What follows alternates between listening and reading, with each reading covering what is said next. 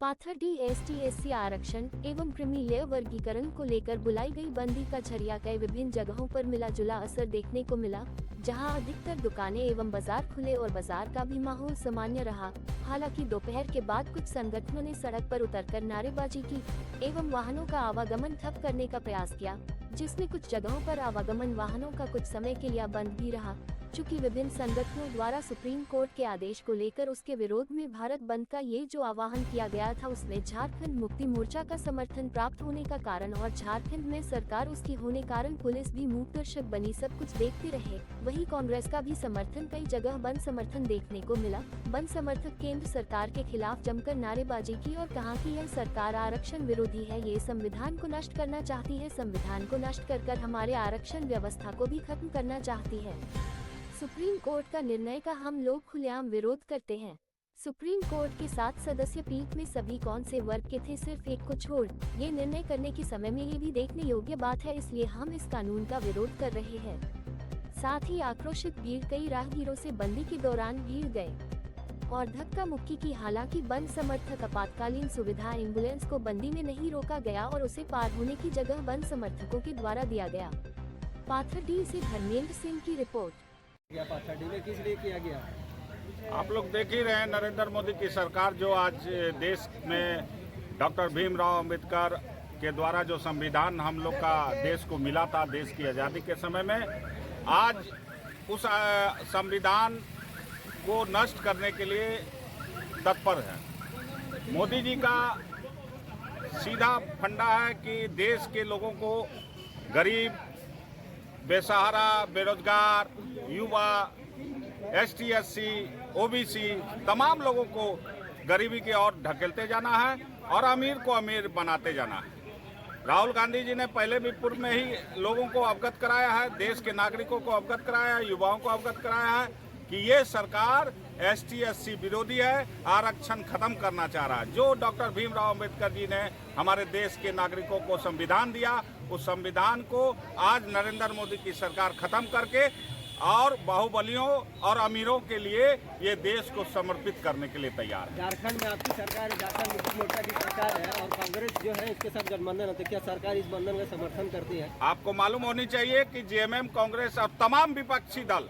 इस बंदी को समर्थन किया है और हम लोग बंदी के पक्ष में हैं, क्योंकि यह मोदी सरकार तभी जागेगी जब इसके विरोध में पूरे देश में व्यापक आंदोलन होगा और रोड पर जनता आ जाएगी।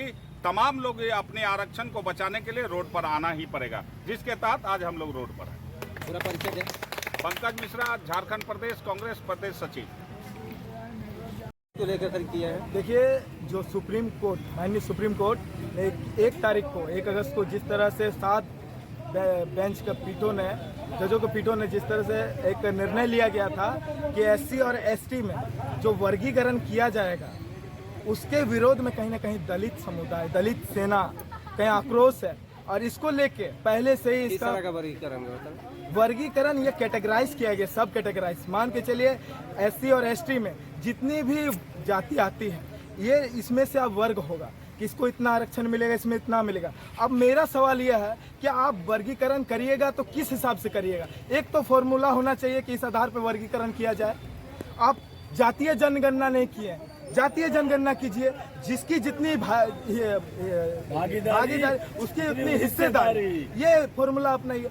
आप इधर एक 7 बेंच का पीठ लाके, वो भी कौन वर्ग के लोग थे 7 बेंच के पीठ में, सिर्फ एक जज को छोड़कर, जो कि पारित किया जाता है और सुप्रीम कोर्ट का निर्णय होता है राज्यों के पास कि वो अपना। आपका कहना है कि जो सुप्रीम कोर्ट का निर्णय है उसके विरोध में, सुप्रीम कोर्ट के ही विरोध में ये कहिए, सुप्रीम कोर्ट के मतलब जो जजमेंट दिया गया उसके विरोध में, सुप्रीम कोर्ट के विरोध में नहीं। मान्य है सुप्रीम कोर्ट अब सर्वोच्च है देश के लिए। हम लोग संविधान को मानने वाले लोग हैं और ये भी कहना है कि जो भी उसमें खंडपीठ में बैठे थे सभी किसी एक वर्ग के लोग, भारत सरकार ने भी वर्ग के लोग थे जिसके लिए इस तरह का निर्णय लिया गया। जी, देखिए, भारत सरकार ने भी साफ इसमें कह दिया कि इसमें कोई बदलाव नहीं हो सकता है। हमारा सवाल है कि आपका कहना है कि किसी एक वर्ग के लोग ही थे, इसीलिए इस तरह का निर्णय लिया गया सुप्रीम कोर्ट के न्यायाधीश जो थे। जी देखिए, लोग जो हमारे दलित समाज, आदिवासी समाज के अगर होते तो वो दर्द को समझते। आज 2000 साल तक ये लोग बिना आरक्षण के थे, बिना इसमें थे। मेरा सवाल है, आपका कहना है कि जो भी संविधान पीठ में लोग थे किसी खास वर्ग के थे, इसीलिए इस तरह का निर्णय लिया गया। संविधान पीठ द्वारा सारी विषय वस्तुओं को नहीं देखा गया।